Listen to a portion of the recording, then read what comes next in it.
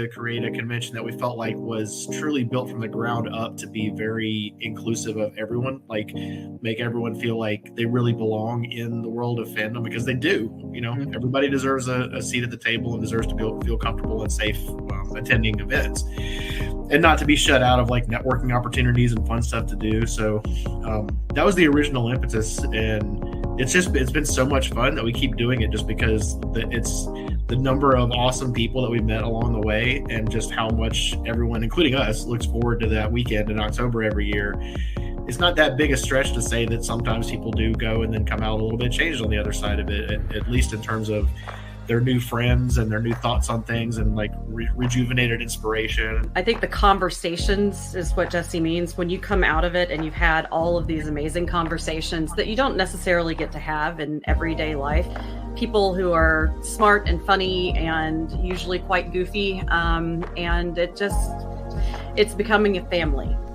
As we wait to gather in the new space this October for Multiverse, we are gathered here today on Go Indie Now for another Spotlight series on the Multiverse. And today, in this very first episode, we welcome author Juliet Rose and author and publisher Kelly Lynn Colby, who is also the Gathering track director. So, sit back, relax, and get ready to jump into the Multiverse with your host for the Spotlight on the Multiverse Convention, Joe Compton.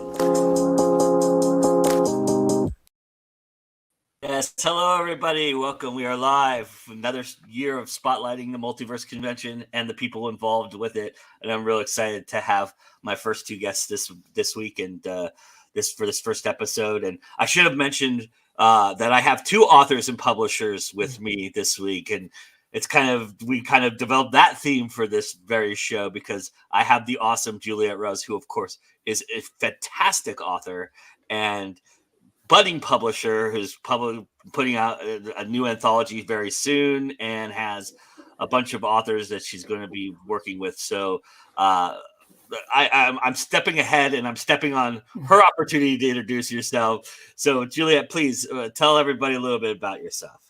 Sure. And you're right. I'm budding in the publishing side. I've been an author for a few years now. I've gotten that down. And I really wanted to kind of look at publishing other people as well, only because part of my experience, and I know, Joe, you and I have talked about it, was I got really burned by publishers. 3 different publishers really burned me before I went indie.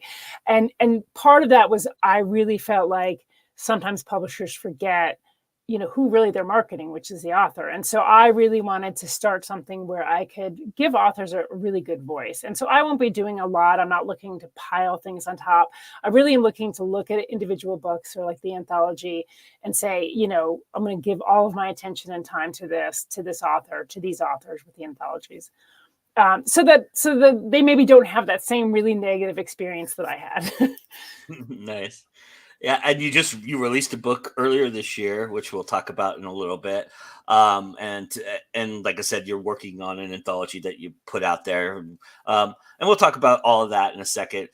This is the Spotlight on the Multiverse. So I wanted to get your perspective because, if I'm not mistaken, last year was the first time you attended Multiverse. Is that correct? Yes, it was first year. So overall, what did you think of the con? I mean, now you've been doing a lot of cons lately, and you're getting your sea legs under you a little bit, and having those you're almost every weekend now doing something to sell.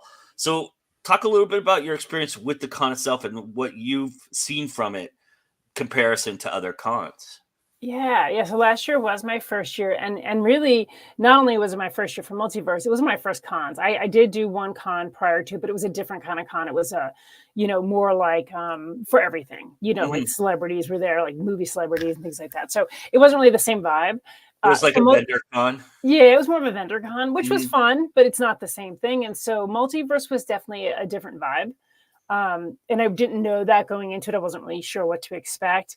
What I did really like about it was just kind of this like flow and connections with people. Like it was more about, not just about trying to sell your books, trying to get yourself out there, but like really getting to meet other people in the industry, talking to them, getting ideas from them.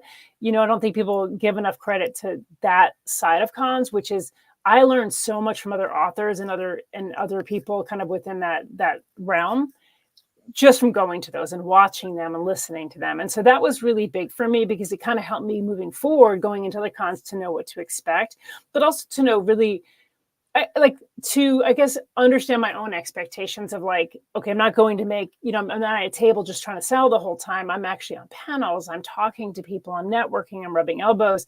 And that is just as important, because coming out of Multiverse last year, I felt like I all of a sudden understood the industry that I was in, which I really couldn't say before that I did. Nice. That's awesome. I mean, you experienced the panels there a little bit. Did you find vending and paneling, you were able to manage that aspect of it? Did Multiverse make that accommodating for you a little bit more than you expected?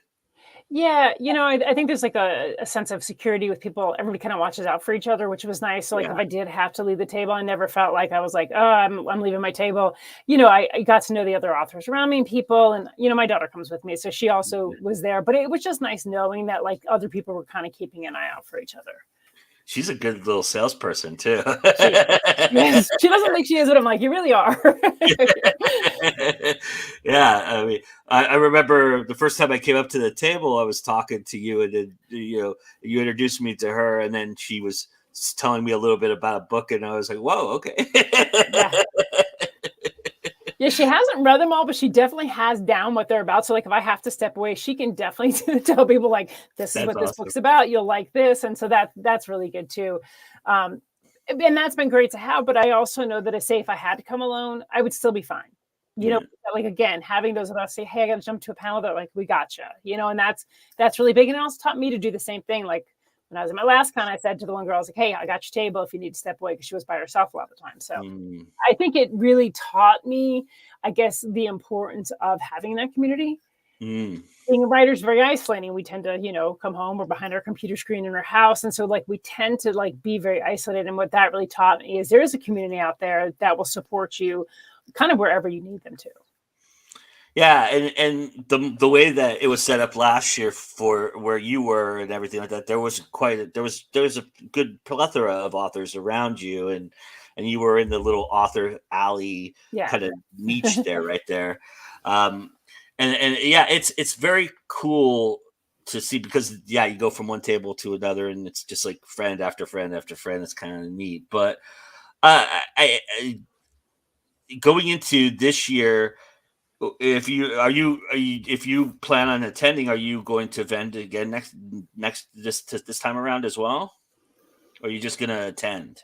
I'm not sure. I definitely want to do panels for sure. Like that was kind of one of the things I looked at was, what do I really get out of them? And for me, I really definitely, I've been invited as a guest, and I definitely want to do the panels and stuff. I think I'll probably vend, but I'm not 100% sure yet. I just know that I really want to be involved on the panel side and kind of coming and networking as well. What do you feel like you would do differently on the vending side if you were to vend this year as opposed to last year? It's a tough one, because I think that a lot of vending has to do with our personalities. And I'm somebody that, I'm friendly, but I'm never going to be a hard sell. It's just not, I don't want someone to feel like I force them to buy my books. Right. I want them to feel like they were interested, and I help them get that. But I don't really know. Like, I think that I've gotten my spiel down really well. I kind of talk about my things, but I also talk about it and step back and let people just decide on their own. So I don't know if I'd really change that aspect of it. I think the thing I would probably change about going to Multiverse is just walking up to people more. Now, I'm not saying people to buy. I'm saying other people, other authors, because it was like last year, it was a little overwhelming for me. I didn't know everybody. Some people through Facebook, and I did like seek them out. But there were a lot of people that I knew of, but I didn't know. And I didn't really have the courage last year to walk up and be like, hey, I've worked on that. A lot of the past few cons I've done, I'm like, you know what? I'm just going to walk up and say hi to people. What are they going to do? Throw rocks at me? So I've gotten better. And that's really, I think, what I'd like to do this year is spend a little more time really going up and introducing myself and feeling more confident in that aspect. And let's be very clear: if you throw rocks at people, that is against the code of conduct at Multiverse. So do not do that. Please don't throw rocks. Be friendly. Be nice. That's what Multiverse is cultivating, and I think it's one of the coolest things about Multiverse and the idea of it is the inclusivity and the idea that there is a diverse segment of people, and there's a lot of comfort for introverts, I think, at Multiverse that I think is that is a little bit different than other cons, because other cons can be overwhelming because they're so spaced out, and they also and they're all trying, and I'm not saying that they're not. I'm not saying there's cons out there that are just like, screw you, find your own way. But they all try. They all try to do that. But because of the spaciousness and the things that are so many things going on, it's difficult sometimes. But Multiverse, one of the coolest things about Multiverse is it confines you to the space that they have available, but it doesn't confine you totally, and it allows you to kind of be in the comfort zone and find a niche, right? Do you feel like that's true of that? Yeah, and again, the only con I had done before it had been like a vendor con, which was really intense. Like, Yeah. like it was a lot. So going into that, like, it definitely has a much more like kind of homey vibe. Like, you go in and people are very welcoming, and you, like I said, the flow is nice because it's like it's a different pace. Like, everybody's not like the whole time. They're like, more like, okay, hey, yeah, we'll get to that, or come on over here. And I think that helps. Like, I am introverted. Hard to believe behind the screen, but I really am. I really have a hard time going into situations where I'm not familiar. Like, ask me to park in a city I don't know, and I'm going to chicken out and run away. Like, I just don't do well in new situations. But I didn't feel that way. Like, as soon as I walked in last year, I felt like people were very accommodating, and they had like the space if you needed to step away, things like that, which was really good.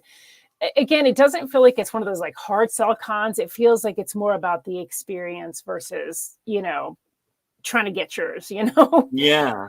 Would you recommend it as a first con for people? Do you think that's a really good first con to go to, or do you think that might be too much of a spoiler for people? They might get spoiled by it. I think it's a good first con, and I think just so people do manage their expectations of why they're going is really important. Like again, there's certain things you go into where it's like the whole goal is to stand behind your table and try to sell as much as you can. Right. And then there's the goal where you're trying to really build your community, build your network. And I think that as long as people understand they're coming into that with that mindset, like, hey, it's not a failure if you don't make such odd money or sell so many books. It's not a failure. Like, because you're doing it and you're meeting people and you're networking and you're building that community, that's just as important. And that's where I was really drawn to the panels this year, was because that was the thing that I really enjoyed last year, was doing the panels and getting to meet people through that, which I know a lot of people don't want to do, but I really enjoyed it because I felt like as an introvert, I was able to have a voice in a comfortable setting. Liam says it's a very mellow con. It is. Yeah. For sure. Which is funny, which is kind of ironic because I'm about to talk about something within the panel aspect of it, which is what I found one of the coolest things about doing panels at Multiverse that I think is different. And it's growing. It's actually from this idea of people who have attended Multiverse who go to other cons have now adopted this at other cons, because I found this at Jordan Con a little bit as well. But Multiverse has a very interactive panel space, right? The audience is as much about the panel as the panel is about the audience. And so, it's like, it's not a lecture scene. It's not a ask a question, here's the answer scene. It is an interactive, and the moderators have a lot to do with it. The track directors have a lot to do with that. But also I think it's because of the found family and the warm aspect of it and the mellowness of it that we all feel comfortable having conversations within a space. It's almost like a sewing circle in that respect, right? It's like people start talking to each other while we're actively doing something. And it's kind of an interesting aspect. Did you find that as well when you were doing panels? I did. And the first panel I did last year was the quiet horror panel. Oh, and nice. Oh, yeah. Derek Austin Johnson, I think is his name. Yeah, sure. He kind of got thrown in last minute as the moderator, and he doesn't write quiet horror. He writes, more extreme. And so, like, we got in, and like kind of same thing. I ended up almost like kind of running it a little bit, which was good. But the audience was really helpful because they would weigh in on things, and that kind of helped that conversation. Like, you weren't just answering a question and then waiting for the next question. You'd have a question, and then they would weigh in on that question. And I really liked that aspect because it made all of us more comfortable, because again, it was fairly new to me, and I thought there was gonna be a moderator, and he did his best, but I mean, it was one of those things where it's like I actually knew more about quiet horror because that's what I write. So like I naturally kind of stepped in, but the audience being part of that made it so much easier because they would kind of trigger other questions. They'd say, well, what about this or what about that? And that really helped the flow keep going. Derek is an awesome moderator. I'm not sure if it was that panel or another panel that I walked in on at the end. And he called me out for walking in on it. And That's awesome. He goes, and the guy who just walked in on this, who missed a great panel, by the way. And that's hilarious. Yeah, he's awesome. He's awesome. And we were already Facebook friends, but then we actually got to meet each other through that and chatted afterwards. That was really cool. Yeah, that's pretty funny. Yeah, that's awesome. I love that. Okay, so let's talk about you and you know, you have this great book out by the Dimming Light, which I think is just such a fantastic. It's just a great. There's something about the way you write that I really really love, and it's you capture human emotion so well and intently, and I know that's drawn upon a lot of your personal experiences and what you've been through in life, which is quite a lot, and so do you find that the personal aspect of your writing is evolving, or do you feel like you are still just scratching the surface of allowing people a little bit more into you with what you're writing?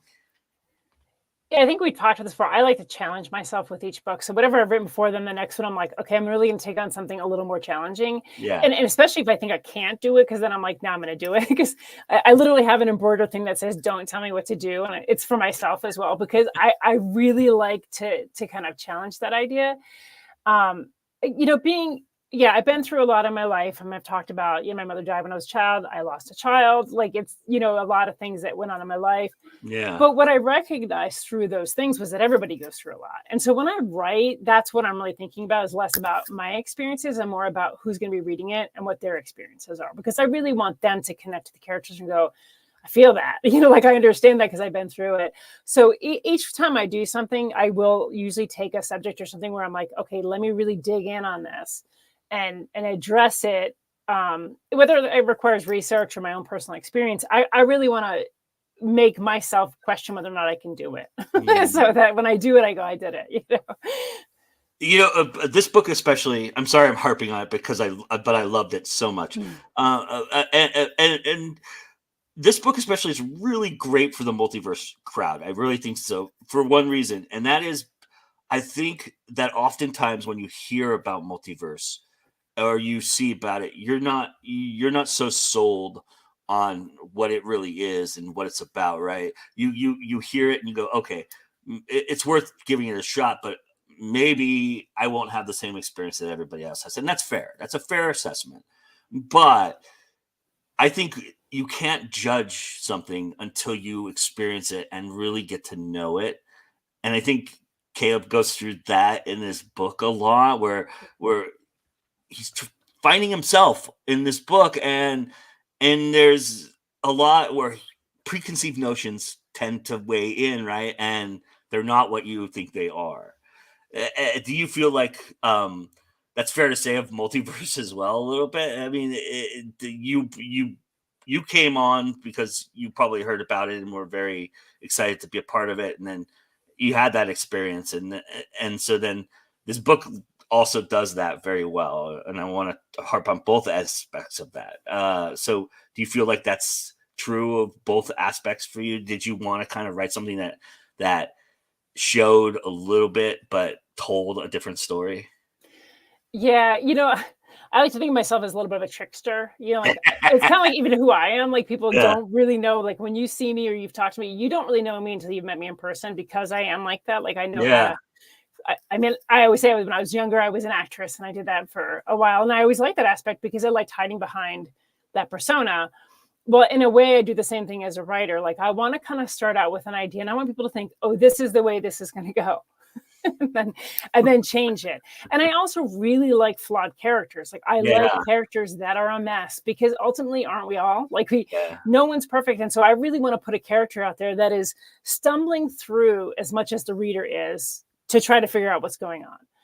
But it's interesting you said that about Multiverse, because it has that vibe too. Like, you go in thinking it's going to be this, right? Like, it's going to be this experience, especially if you've done other like vendor cons or things like that. In your mind, you're going to have this idea of what you're walking into. And it's not, it's not bad. It's just different. Like, you're going to go into something that is really going to challenge you as a person, more on an emotional or personal level, versus I'm just selling my book. You're really going to have this experience of like pushing yourself out of your shell and getting to know people and having that kind of experience, which will help you grow as a writer by doing that, or an artist, or whatever you are when you come there. Because obviously it's not just, authors, but like, it really does kind of push you into like, it almost has a little more of like that writer's conference kind of feeling. Like, you're really kind of pulling things out of you to be there. And that's a good thing.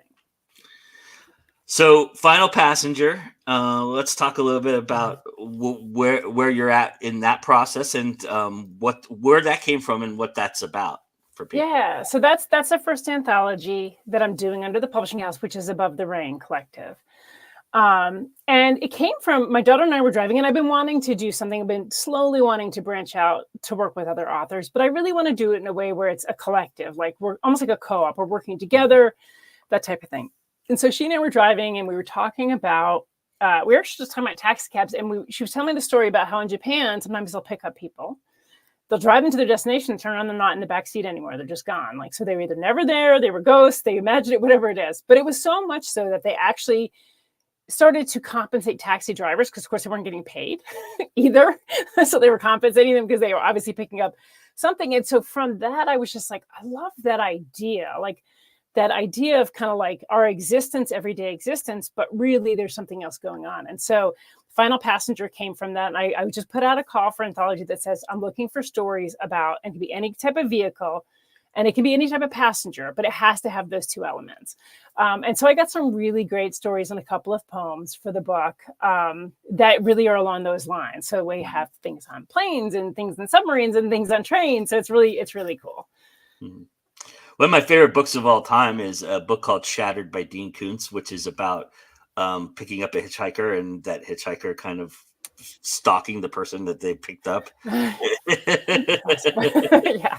So that's what it reminded me of when I saw especially when I saw the graphic. I was like, oh, this is, ooh, yeah. And we actually, I think, have one of the stories kind of has a similar kind of vibe to that. Nice. Cool. And it goes anything from like slasher all the way to speculative, like out there stuff. I mean, there's just a great variety of authors. And I have authors from Germany, Australia, I mean, everywhere. It was just, and it's really what I wanted to do, was just to say, I'm going to put this out there, see who comes in with stuff, and then give them a voice. And so even the way I'm designing the anthology is, it'll start with a piece of art for their story, then their bio, then the next person's story, because I really want them to be in the forefront of these stories, not me. I want, I want this to be where they really get a chance to shine.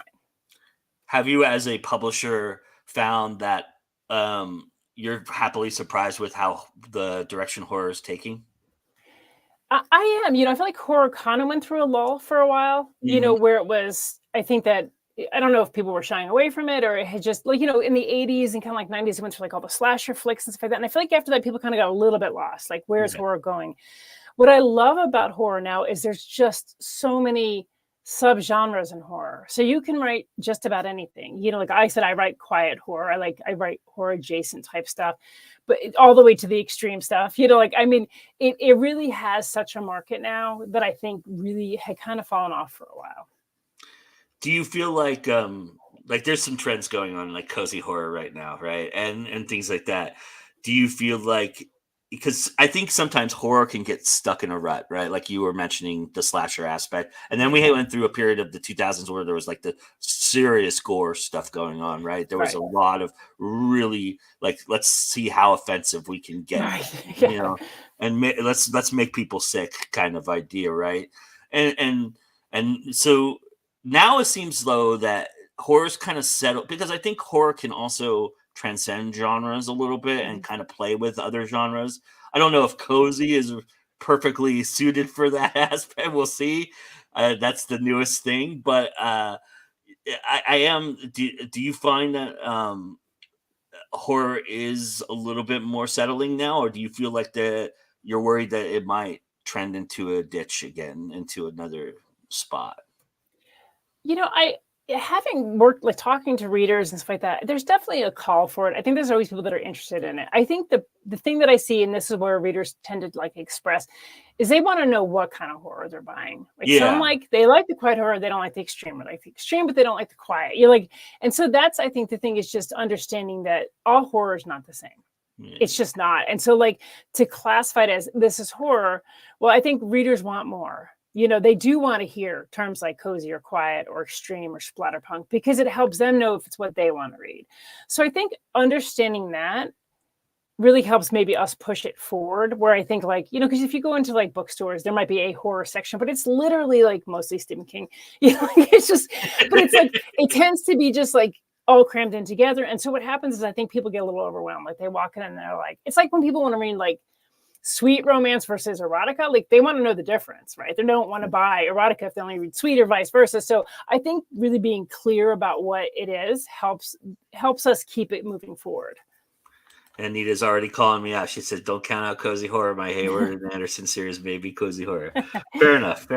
I'm interested to see how it goes. I'm not so much calling it out as I am just kind of a little concerned that once something hits something else, everybody's going to jump on it. And I mean, that's always how it goes anyway. But with horror especially, it just seems like we're just going to suck the well dry until you can't suck on it anymore, right? And that seems to, or you've adversely changed the idea, which is now everybody's sick of it, kind of how everybody is right now with the Marvel movies, right? So yeah, and I think that's a valid point. But I think it's like with anything else. If you put out something of quality, you're not just slamming out something because it's horror and you're being as graphic or gross, whatever it is, as possible. You're actually putting out something, it's going to carry that weight. So yeah, people may fall off from that. You might have people that are like, okay, I'm done with that. I want to do something else. But I think if you have something of quality, there'll always be people that circle back around to it. Yeah, I think that's right. Where are you working on anything other than Final Passenger right now for yourself? Are you developing some new stories? I'm doing anything you want to talk about with us? Yeah, I am working on a sci-fi. It'll be it's nice. I don't say young adult, but probably new adult sci-fi. Basically, quick synopsis about these kids that are on this island. They all have usually a disability or something going on. They don't know how they got there. They just know that this woman who has this like psychedelic toad that rides around on her shoulder, and there's robots there. They know that they're all there and that there's a purpose. But one of the kids starts to question things because he starts to notice kids going missing sometimes, and so he hatches a plan to escape. But really, that's kind of when the story starts, because in his mind, he thinks he knows what he's going to, but he doesn't. And then he has this robot, one of the robots comes along with him. And I won't say anything else, but like that, it all kind of plays in together. That's awesome. I mean, you're becoming pretty prolific writer. Do you follow a kind of schedule? Do you kind of do you force yourself to write a certain amount, or I mean forced yourself is probably a bad term, but are you planning ahead usually, or are you just going off of how you feel and writing it and then putting it out there as soon as you can kind of idea? Yeah, I know when we talked last year, I was very regimented about getting up in the morning and writing. And, a lot of changes have happened in my life since the beginning of the year. I lost my job, and then I found a new job, and then my husband lost his job. And it's just like been things right now it's just when I can. Yeah. I just don't have the same really mental capacity right now to get up and do that kind of regimented writing. I just don't do well when I'm stressed out. Like I just tend to push things aside. But I'm, hoping to kind of get back on that. I usually have a really set, like write a chapter a day, at least 5 days a week. But yeah, I haven't probably written in a month, which is not like me. So I'm really hoping to turn that around. Nice. Oh, you've been out there selling. What's been selling for you the most? What do you find is people gravitating toward? It depends on the venue, because sometimes it depends on who comes in. So sometimes I'll sell all nothing but like my supernatural stuff, and then like sometimes I sell more of my contemporary stuff. So it really just depends on where I go. Obviously I talk a lot about the new book because it's my newest book, so I'll do that. And then lately I've been doing bundles, so I'll actually bundle books in by theme, so like supernatural horror, and I'll do books for a discount, and those have been doing really well, because I think that for people, you've kind of taken one of the steps out for them. They don't have to think so much about, well, what do I want to read? Do I like this? They're like, oh, I like supernatural horror. I'll grab that, And so that's been doing well. But yeah, it really just depends on this last event I did, I sold more of In Dreams We Fly, which is my time travel, than probably anything. Nice. Well, Juliet, it's been a pleasure to have you open this series for me and talk to me about your experience in Multiverse and everything you're doing. Obviously, you are going to be joining the Going Now. You're going to be doing a live show here in a second, in a few minutes, and everybody should go check that out. But where can they check you out first and get everything that you're doing out there? Yeah, so they can check out my personal website, which is authorjulietrose.com. And then if they want to check out the publishing website, that's abovetheringcollective.com.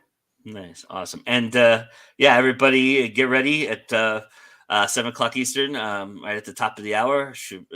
Juliet has a wonderful guest in Frank Martin for First Time for Everything. And it's a wonderful show. If you haven't seen it, I highly, highly recommend you go check it out. And I'm not just saying that because I'm the owner of the channel.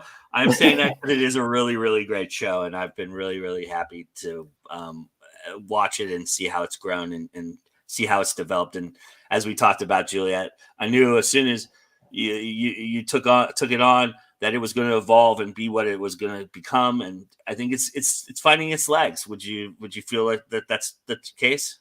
Yeah, for sure. I think that first show was just us learning, and then like each show has gotten smoother and smoother. And now we just have a lot of fun with it. I mean, anybody wants to watch the show, you'll see we just kind of get in, and I'll start with some questions, but we really just kind of let the conversation go where it will. And we have a lot of laughs. It's usually a very fun show. And the wheel, everybody. She has the wheel. The wheel of death. What everybody loves. All right. Well, thank you, Juliet, and putting me. Thank you so much. I'll see you later. All right. Bye. Bye. So Juliet Rose, our first guest here on Spotlight of the Multiverse. We have Kelly Lynn Colby hopefully coming up shortly. And in the meantime, I do have an ad from a sponsor. Multiverse is very awesomely sponsored by some incredible folks who do some incredible things. And, one of those is Inked Publishing, Kevin Davis's imprint that each year, not only do they do their own thing and put out anthologies and everything like that, but if you become a part of the Multiverse family and you get to be a guest or be part of Multiverse, if you sign up to join us for Multiverse, just joining us, there's an eligibility aspect to that where you can submit a short story to their they have a short story contest that they do every year at Multiverse, and it has some great prizes, it has some great recognition to it, and it gives you an opportunity to show your wares to a publisher, and there's a really great opportunity there. So hopefully you'll be able to enjoy that and enjoy their next upcoming anthology, which I'm about to give you a little preview of right now. And then we'll have Kelly Lynn Colby joining me right after that. All right, everybody. So we'll be right back.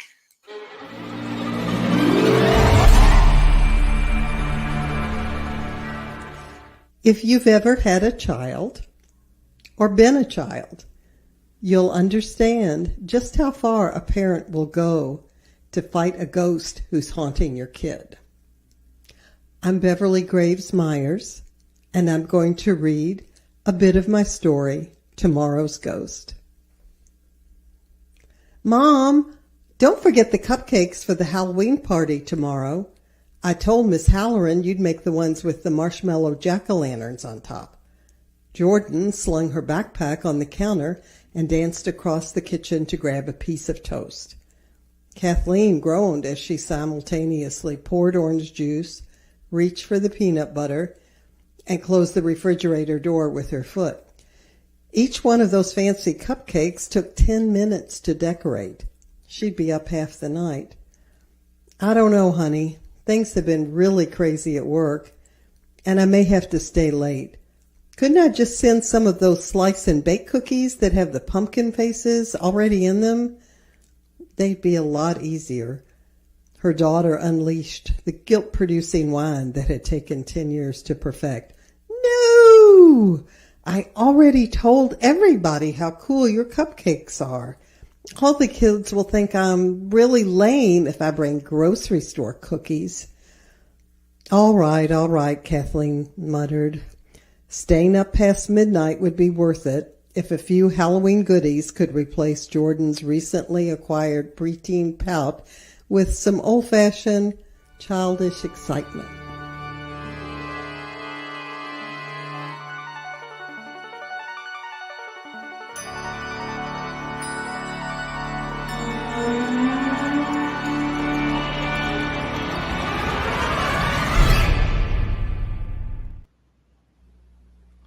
Hello, everybody. Welcome back to the Spotlight of the Multiverse. And yes, I'm joined by Miss Kelly Lynn Colby. It's nice to have you. Thank you for joining me. Hello. It's so good to see you. For people who don't know a little bit about you, tell everybody a little bit about yourself and your involvement with Multiverse, because it's a really important job that you have at Multiverse. Wait, it is? Hold on. Now, Vanessa didn't tell me that part. Wait, okay. My name is Kelly Lynn Colby. I'm the editorial director at Cursed Dragon Ship Publishing. I'm also a freelance editor and a writer myself. So I love the whole publishing, writing, creating worlds on paper kind of universes. Nice. Yep. And Multiverse, you're the Gather Track director, is that correct? I am. I have a interview podcast, and I interviewed Vanessa for it. And she mentioned that they were looking for another Gather director. I was like, you know what? I don't have enough to do. I would love to come. And I wasn't kidding about the loving to come and help. So I'm very excited about it. And for people who don't know, the Gather Track is really the central nervous system of the Multiverse Convention. I mean, that's why I mentioned it's important, because that's where all of the interviews for the guests of honor take place. We have the drag show that happens there, or the fun things that happen there. Opening and closing. Yes, right? Opening and closing. Right. Mm-hmm. Yes, I was getting there. Yeah, absolutely. Yeah, and then you also do some heavy duty panels during that time period in between those as well. Right. One of which, the first year I was at Multiverse, I got to panel with Milton Davis and John Hartness and Vanessa, and I could not be more nervous for a panel to moderate than that one. But they were wonderful. They made your job easy, didn't they? Yeah, absolutely. Well, yeah, that's the great thing about the three of them is all I had to do was just kind of say hello, and then they were off and running. You know? You're telling them time's up that you have to. Right. Yeah. You figure out a way to subtly sneak in there to kind of, get them back on track a little bit. But that's exactly. I mean, that's the nuance of moderating, right? Mm-hmm. So what are you most excited about with the gathering this year? I mean, obviously there's a lot to go on with the opening and closing. That's a very, clinical aspect of what all cons go through, but especially for Multiverse, because there's a lot that has to be said during both aspects of it. And then, but for you, is there a specific panel or something that you're really excited to kind of get your hands on and be a part of? Well, I think the exciting part for me is that since the convention is at a new hotel, a lot of the spaces are already larger. Like the Gather Track used to be used. Now I've only been once. I went once to make sure that signing up for this gig was a good fit. Like I was a good fit for them, right? Yeah. I was like, oh yeah, I love you people. We're in, right? And so I've only gone once at the old hotel. But from what I understood, the Gather Track was used when there needed to be a bigger audience. Yeah. So the other panel rooms just weren't big enough. Well, a lot of the rooms are big enough this year to have some of those things that they would have in the Gather Track. So what I'm actually excited about is doing more. We get to add some panels. We get to add some things that people can come and do all together and actually gather, right? As the verbs, I love the verbs. So that we can actually gather and do those things together, and not necessarily just be like some overflow, except for, the nighttime activities. I toured the new hotel while I was there for JordanCon this year, and I saw, you're absolutely right. The rooms are just amazing, and it's gonna house a lot of opportunity for a lot more seating, a lot more people to attend. Yep. And having the guests of honor there, that's going to be there's a really good group of guests of honors this year to that people are excited about. And yeah, those panels are going to be awesome. So you attended once to the old Multiverse venue, and what was your experience like there? You just mentioned that you were like, okay, yeah, I'm in, but give some specifics on what you really enjoyed about Multiverse as opposed to other cons that you might have been to. Well, I do a lot of conventions, both attending, again, I run a publishing company, right? So we also go to sell books. Yes. And I also help run other ones. So I have lots of different levels of experience. And what I really liked about this one, every con has a different soul. And I think anyone that goes, you'll see that. Some of them, these are just places you go. It's like a geek or nerd, whichever word you prefer, e-market, right? It's just a market. You're just going to buy stuff. Some of them you're going to see your friends and hang out and parties. Some of them, right? They all have different ones. This one, I loved the soul of Multiverse. So the soul of Multiverse was just, we are all in this together. And you don't always get that. You actually rarely get that. And I love that. I was like, I have got to be a part of this. This is, if I was going to create one of my own, because that's one thing I haven't done yet, I would want it to have this kind of soul. With the Gather Track, it is built for larger audiences. And I was mentioning to Juliet, and we were talking about it earlier, and I've talked about this quite a bit on this show and at Multiverse itself. Multiverse panels are a different experience than most cons you go to. They're more of an interactive experience in terms of the panelists are there for their expertise, but they're also there to kind of engage the audience, and the audience engaging back. And the audience goes to certain panels because they want to talk about what they like in their experiences. And Multiverse really allows that for it. With a bigger setting, though, with a bigger panel, with a bigger room where you're going to have more people in a bigger setting. And also with the Gather Track, too, there's a little bit of a difference because the guest of honor things are more of a Q&A, more of a talking to, right? But do you feel like, I don't know. I don't know if rowdy is the right word, but maybe there's gonna be a little bit more of crowd control, maybe involved a little bit more with this, or you're just like, let's go with it. Let's see how it goes, and if that happens, that's gonna be awesome. As long as it stays with that soul, I'm good. And we have to stay on time. I'm pretty. Right, like that's very important. It has to stay on time. And it really depends on what that panel is, right? If it's an interview one, that's a little different than, we're all gathering to, do a sing along, or if we're all gathering to dance, right? When I was participating at Gather Track last year, each one of them had a different thing you were going to. Yeah. Some of them were to sit and listen. Some of them were to participate. Some of them were to ask questions. It'll be the same, right? That part's not going to change. I just want to have more where the whole audience is participating, because those are the most fun. And we are here to gather, right? Yeah. So, yeah. Yeah, it's in the name, right? So right, hence the name. So let's talk about you a little bit. I mean, my favorite subject. You have two series, Emergence and Recharging, out there. Tell everybody a little bit about both of those series. And you're a fantasy author, so you delve into a lot of fantasy aspects of it. It looks like, correct me if I'm wrong, a little bit urban fantasy, if I may, or is it a little bit, The first series is YA fantasy. Okay. And that is the Emergence series, and that one's a duology and done.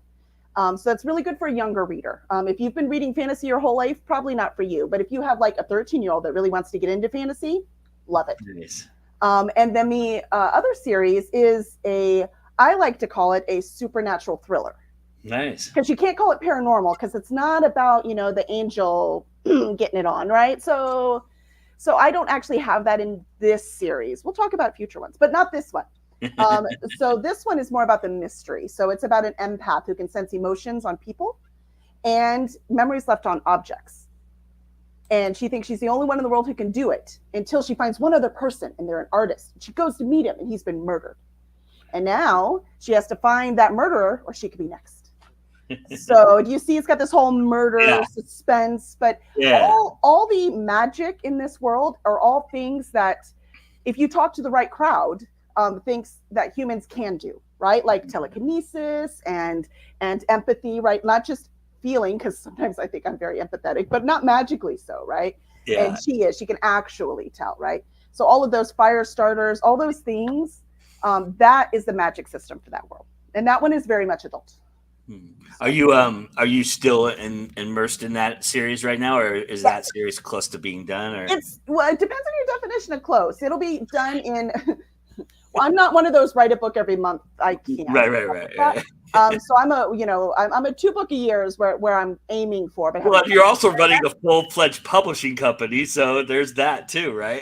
I saw a special on, I think it was which author was, I'm gonna forget it now, but she worked a factory job to pay her way, because rule 1 of being an author is don't quit your day job.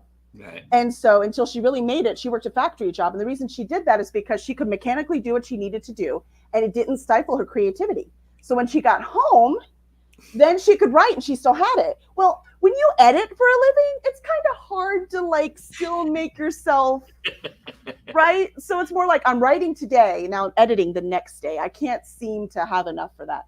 But this series will be 5 books total. 3 are out now. 4th one in October for Multiverse. It'll be perfect timing. Yeah, perfect. I love that. I love when authors time it for that purpose. That's pretty cool. Good luck, and I hope that goes well.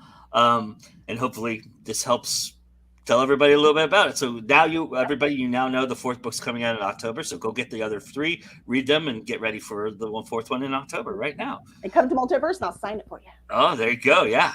Hey, can't go wrong with that, right? Are you going to have a table at Multiverse this year? I don't know.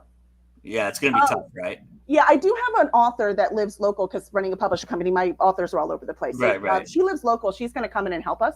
Okay. So she could actually run the table, but I don't know. So if not, the bookstore that's coming, they'll be able to have my books. My books will be there. Whether I'll have a table. I'm sorry. Okay, cool. Awesome. Cursed Dragon Ship Publishing, right? Correct. The one. Mm-hmm. My baby. What have you learned about publishing other authors that has helped you as an author? Deadlines are important. Yeah, I think you would learn that pretty quickly. Because at first you're like, it's fine, get it to me when you can get it to me anytime in September. And suddenly you're like, oh, wait, now they're all giving them to me in September. And now I have 7 to do at once. This isn't going to work. Deadlines are important. Yeah. So I learned that. But also, it's amazing when you read other people's work, because I will be doing something going, well, that's annoying. Don't do that. I don't like when people start a chapter and they kind of give a summary of what happened in between the last chapter and this one. Yeah. I'm like, look, either it was important and you make it a chapter, or it wasn't, and I don't want to hear about it, right? And then I'm coming, I'm like, yeah, this doesn't work. And I was like, oh, I do that, right? I was like, I do that. I've got to fix that.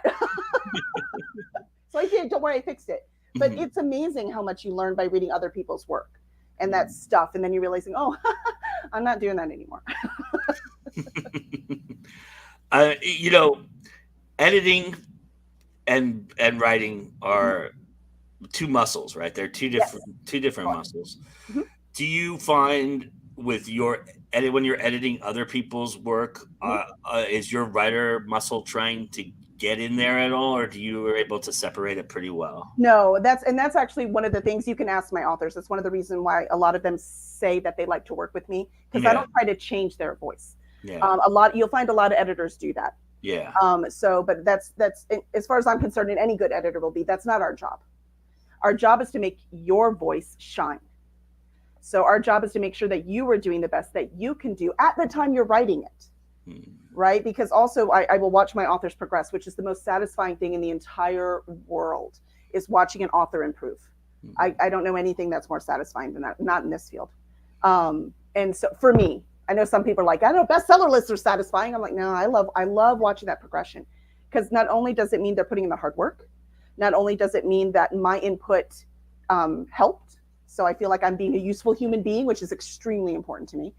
And then I kind of like it when they don't need me anymore. And Now, I don't mean you don't need an editor anymore. What I mean is in the same world they don't need me to like dev edit every little piece of it. Right. Yeah. Right. They figured that out now. They get that. Their flow is better, right? You still always need a copy editor. You always need proofreaders, but you don't always need the dev editor for that world that you've been working on. So it's so satisfying. And that's my favorite part of the entire job. I so feel that. I just went through that experience myself. I was writing a novella. I gave it to my publisher at that point, and when she started editing, she stopped halfway through and said, "You know what? I think maybe if you changed the tense, this might be more effective. Could we try that?" And changed my whole world. It changed everything I was doing, but it never changed the voice. Right. I just ended up rewriting the whole thing to, from scratch again. But it was kind of cathartic in that respect, right? The experience was that I fell inside myself and found the right way to put the story out there. And I think that's important. I really appreciate that about editors in that respect. Which is why you always test out your editors until you find the one you can actually work with well. That's right. Yeah, absolutely. Are you actively seeking submissions right now? Or are you guys pretty full? Where are you at in terms of your for people out there who might be interested in learning more about? Right now we're full, but I just updated our calendar. I'm about to make a little video on that too. Just updated our calendar, and we have a bunch of series ending in 2025. So we're going to have lots of room for brand new series for 2026. Nice. So we will be opening up our submissions in January of 2025. So awesome. Anyone who has a fantasy, science fiction, or horror, and you kind of, you want the small press experience, because that's what we are, right? Yeah. So if that's what you're looking for, it's kind of nice, right? Because it's in between doing everything on your own or having the, Big Five do everything for you and you have no control. So we're somewhere in between. Yeah. So it's kind of a nice place. And if that is something you want, get those manuscripts polished up, get them read, make sure they're as beautiful as you can get them. And I'd love to see them in January. Yeah, now you have time. This is that's 7 months away. So, yeah, which is a valuable commodity that authors don't always have. So, good job. Remember that's right. Yeah, or promoting something else that just came out today, because that also takes up a lot of your time as well. It's the constant juggling, right? And we have like 2 books coming out a month for most of this year. So yeah. Oh wow, that's awesome. It's pretty hard when you're a 3-man team, right? Well, right, sure. Yeah. Sure. Yeah, I can imagine. And you want to mention the books that you got coming out very soon so that people can go check those out? Well, we have Root and Bone by Jessica Rainey coming out on, I don't know when this goes out, but it's May 14th. Well, we're live, so. Well, hello, everyone. May 14th, so that's tomorrow. And then that comes out, that is it's a witch sisters who live in a small Appalachian town. And so it's urban fantasy, but it's not. I'm like, do we have like hills fantasy? Like, what are we going to call it? Because it's not urban, right? It's in the mountains. So we're having fun with that one, but it's really cool. And it's already got over 100 reviews. It's been extremely popular in NetGalley. So if you like that kind of witchy thing, it takes place in the 1950s. Nice. So that one's really fun. And then we have the first book in the Misplaced Adventures series. So if you like humorous fantasy in a really fun world where horrible things happen, so that's why there has to be humor in there, because otherwise no one could tolerate it. That's what I always say. That comes out next Tuesday on the 21st. So that'll be fun. Yeah. Something about selling at Multiverse 2 is a little different than vending other places as well, because it's all there's a lot of writers and everything like that. So for people who might be thinking about vending, and you do a lot of vending out there, and you've done all kinds of different cons, what advice would you give somebody who might be attending a con that has a lot of authors and writers in it already? Well, I would say you have to find out how you're going to define your author persona. So I have a lot of authors. It's not atypical, right? That authors tend to be more introverted. Right. Believe it or not, I'm an introvert. This is my author, profile. This is what I put out there because this is how you sell your books, right? Right. So if you are more shy, if you are more on the introverted side, you need to decide what you're going to present to that audience, because they do love to read. They're not stopping at your booth if they don't. So your job is to make sure, first of all, they're the right reader. I do not believe in selling your books at all cost. Because if you sell it to the wrong reader, what's the point? They're not going to read anymore. They're not going to be a fan of you. They're not going to leave a good review, or they're just going to be nice when they see you, but they're never going to read it, right? So the point is not to sell the book. The point is to find fans. So first you want to make sure that they like what you're writing. So if you're writing spicy romance and they're like, yes, then you're like, okay, come talk to me, right? Let's talk about this awesome book. If you're writing spicy romance, they're like, oh no, you're like, oh, you don't have a great day. You know, there's lots of other people here. So the biggest thing that you need to do is make sure the person you're talking to could be a fan. And then you talk to them about your book. So along those lines, if someone were to come up to you during, bar hours or after hours, and where most of the deals get done in the publishing world, BarCon, that's right. What are you looking for that maybe if somebody were thinking about approaching you, they in can January 2025. Yes, yeah, for future, obviously. But if they were to approach you and pitch to you, what is something that you're looking for that you don't have, or that you're looking to get for the future 2025 aspect of your publishing business? Well, I'll say we are really heavy on second world fantasy. So we're pretty good there. We're really looking for more sci-fi, which we have built up. We've got 2 big sci-fis coming out later this year. Nice. Brand new series, both of them. And then horror. We really need some more horror too. Nice. So if there's horror, and see, here's the problem. We specialize in series because that's what I can sell. Yeah. And so horror is difficult in series. But what I tell horror authors is you need to think of it just like romance does, right? Romance does series, but it's always a different couple in each one. Yeah. So you need to think about horror that way. So think of horror, either it can be like, the same block where stuff is happening, right, in a neighborhood, or it can be the same building in a city, or it can be a family, right? Like it's going through the generations. However it is that you can tie them together, where you still have a completely different story, each one, a different horror, because you can't pull the same trick out over and over again, right? That gets old, but you need to connect it. So think about that when you're doing horror. But so horror, I'd love to see some more horror. Nice. But again, think series. Yeah, I mean, if for anybody out there who might not be of my generation, go back to the 80s and watch, slasher horror films, because those all have serial elements to them. It's usually the same killer killing the 20 different teenagers every time, right? So, I mean, say, oh, it's the same thing, but so is a lot of romance, and we can't get enough. So I don't see what the problem is. Right, and some of the smarter ones would tie in the older, like the survivor, the final girl would survive and come back in like the 3rd or 4th episode, and find a way to galvanize the troops to take down the bad guy, right? We love favorite characters coming back. Exactly. Yeah. That's a fantastic way to serialize it, I think. But Kelly, this has been awesome.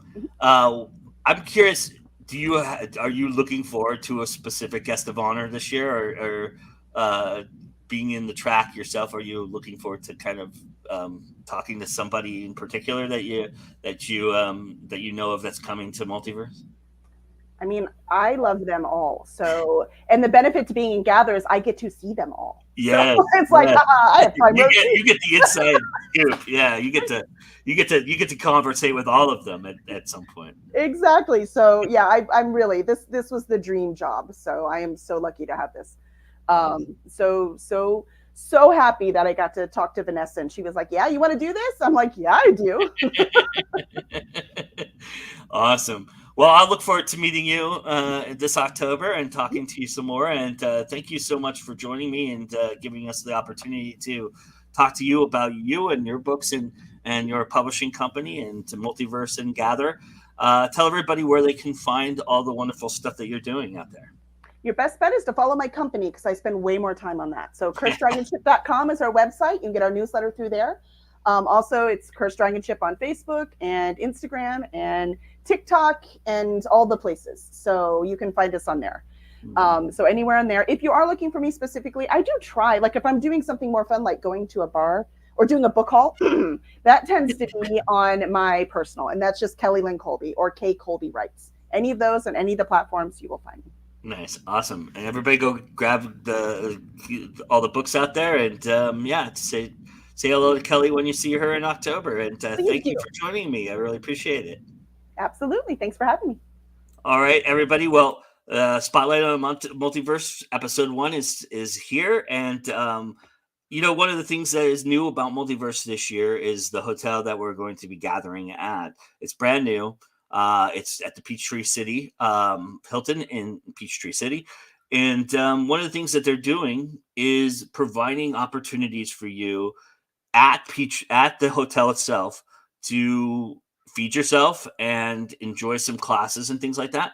And so here is a little taste of the dining experience that you'll get at Multiverse if, in fact, you can't get to the con suite in time, or which is where I always recommend you go, because the Kitchen Witch is fantastic and awesome, and the meals there are just amazing, and there's always snacks there, and she's so accommodating, she's so amazing, and hopefully we'll have Amy on in a later episode down the road.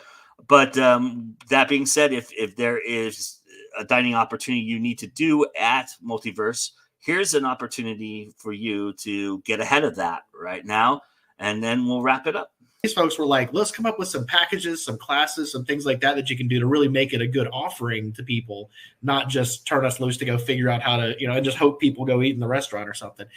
So they've worked out some really good stuff with us. Like you can pre-purchase meals. There's let's see, it's dinner Friday, all 3 meals on Saturday, and then breakfast and lunch on Sunday. You can buy them a la carte one at a time, or get them as a package.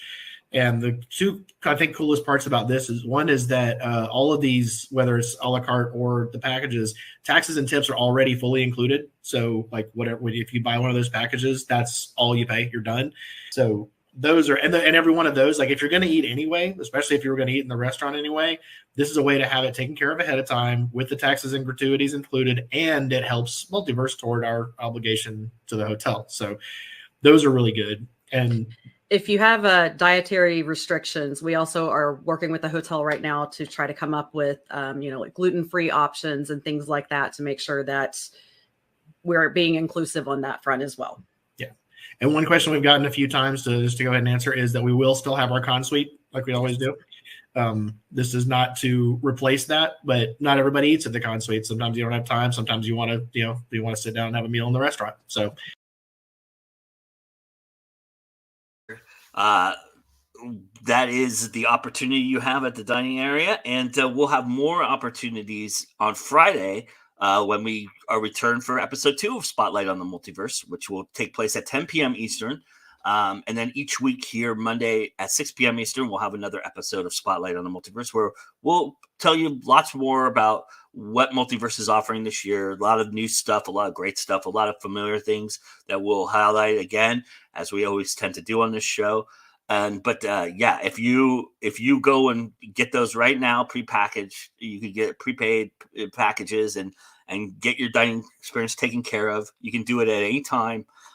They are individually. You can individually choose them and buy one. I have bought the 4-hour bar package as you all know out there if you watch our shows. But that's another one we'll talk about a little bit later down the road. But we'll have another great show for you on Friday. Everybody who's here, if you want, stick around, Go and Eat Now. Go back to the homepage, because first time for everything is starting up right now. That's Juliet Rosa's show, the person that was the first guest, who I really thank for being here. I also thank Kelly Lynn Colby for joining me. And we'll hope to see you at the Multiverse and beyond. And remember that it is always time to go and eat now. We'll see you again soon, everybody. Bye.